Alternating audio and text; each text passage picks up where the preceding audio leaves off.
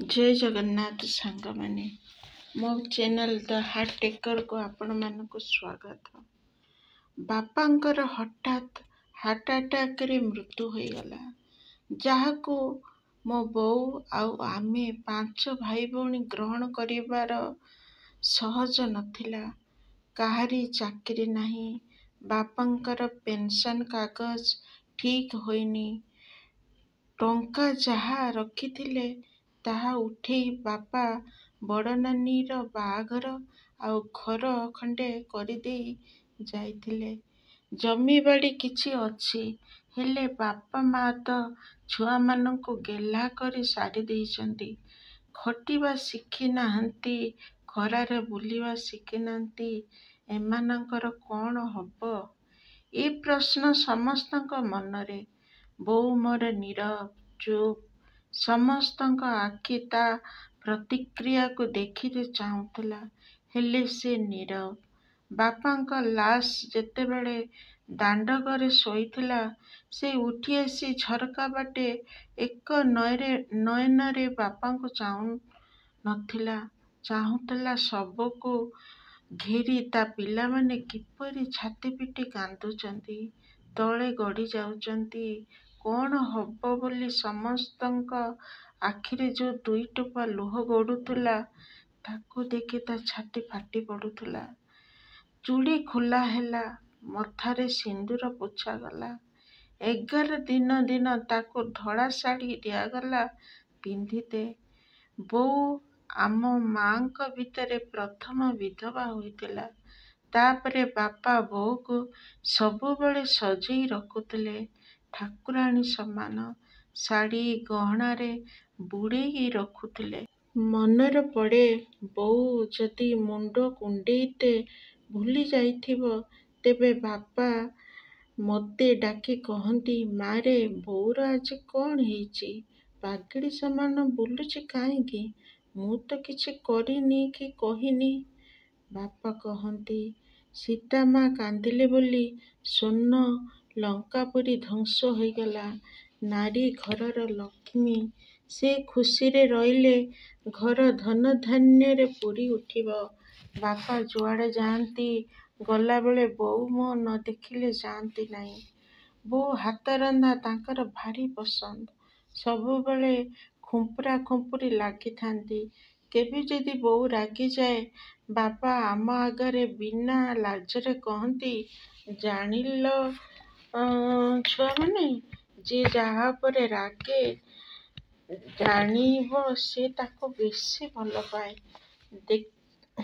ଦେଖିବ ତୋ ମା ମୋ ଉପରେ ରାଗିଛି, ଦିନେ ତାକୁ ନ କହି କୁଆଡ଼େ ପଳେଇଯିବି, ଆଉ ମୋ ଆଡ୍ରେସ୍ ତୋ ମା ପାଇବନି। ସତରେ ଆଜି କଥାଟା ସତ ହେଲା କହି ବୋଉ ଛାତି ପିଟି କାନ୍ଦେ, କିନ୍ତୁ ଧଳା ଶାଢ଼ୀ ପିନ୍ଧିତେ ମନା କରିଦିଏ। ବ୍ରାହ୍ମଣ ଘର, ତୋତେ ପିନ୍ଧିତେ ପଡ଼ିବ ବୋଲି ବ୍ରାହ୍ମଣ ବଡ଼ଦେଶୁର ମାନଙ୍କର ତାଗିଦ୍। କିନ୍ତୁ ବୋଉ ନା ମାନେ ନା। ସମସ୍ତେ ସ୍ତବ୍ଧ। ଅନେକ କେତେ ଟିପ୍ପଣୀ ଦେଲେ, ହେଲେ ବୋଉ କହେ, ଏଇ ଲୁଗା ମୋ ସ୍ୱାମୀର ପସନ୍ଦ ନୁହଁ। ତାପରେ ଏକୁ ସିଏ ପିନ୍ଧେ ଯାର ପୁଅ ଯୁଗ ଥିବେ, ଘର ଦାୟିତ୍ୱ, ପରିବାର ଦାୟିତ୍ୱ ସବୁ ବୁଝୁଥିବେ। ମୋତେ ତ ଏମାନଙ୍କ ପାଇଁ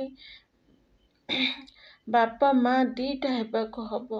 ନିଜ ପାଇଁ କାନ୍ଦିତେ ବେଳ କାହିଁ? ସେ ମୋ ଉପରେ ଏତେ ବଡ଼ ସଂସାର ବୋଝ ଛାଡ଼ି ଦେଇଗଲେ, ତାକୁ ଉଠେଇବି ନା ଏ ଶାଢ଼ୀ ପିନ୍ଧି ଅବଳା ଦୁର୍ବଳା ହୋଇ ଘର କୋଣରେ ପଡ଼ି ରହିବି, ଲୋକଙ୍କର ନଜର ଏବଂ ଦୟା ବଦଳରେ ଶୋଷିତ ହେବାକୁ ଚାହେଁନି।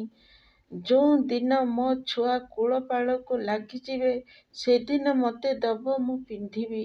ଯିଏ ପ୍ରତିକ୍ଷଣ ମୋତେ ଦୁର୍ବଳ କରିବ, ଅଭିଶପ୍ତ ଭାଗ୍ୟ ମୋର ହତଭାଗିନୀ ମୁଁ ବୋଲି ନିଜକୁ ଭାବିତେ ପକେଇବ, ନା, ତାକୁ ମୁଁ କେବେ ପିନ୍ଧିବିନି। ତାଙ୍କର ଅଧା କାମ ମୁଁ ପୂରଣ କରିବିନି ତ କରିବ କିଏ? ମୋ ବୋଉ 7ମ ପାସ୍ ଥିଲା। ତାର ଏଇ କୁସଂସ୍କାର ସହିତ ଲଢ଼ିବାର ଦେଖି ମୋ ଗର୍ବରେ ଛାତି ଫୁଲି ଉଠିଲା।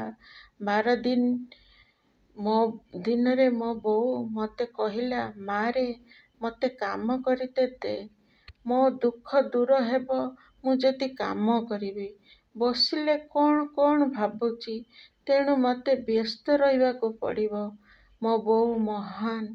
ଆଜି ସେ ନାହିଁ। ମଲା ପର୍ଯ୍ୟନ୍ତ ସକାଳୁ ସଞ୍ଜ ପର୍ଯ୍ୟନ୍ତ ଚାଲିନି ତ ଦୌଡ଼େ। କେତେ ସେ କାମ କରୁଥିଲା, ଆଉ ଟିକିଏ ବି ମନ ଦୁଃଖ ମୁଁ ତା ଆଖିରେ ଦେଖିନି। ବୋଧହୁଏ ବାପାଙ୍କୁ ଭୁଲିବା ପାଇଁ।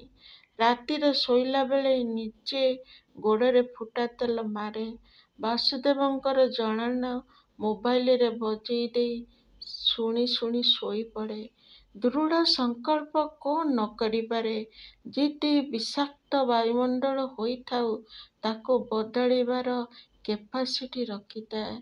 इसीलिए तो कहते हैं, ए खुदा तेरी एक्शन के बदले मैंने रिएक्शन ऐसी करी। ए खुदा तेरी एक्शन के बदले मैंने रिएक्शन ऐसी करी। हुनर की बात है खुदा, तूने हाथ उठाई और मैंने ताली मार दी।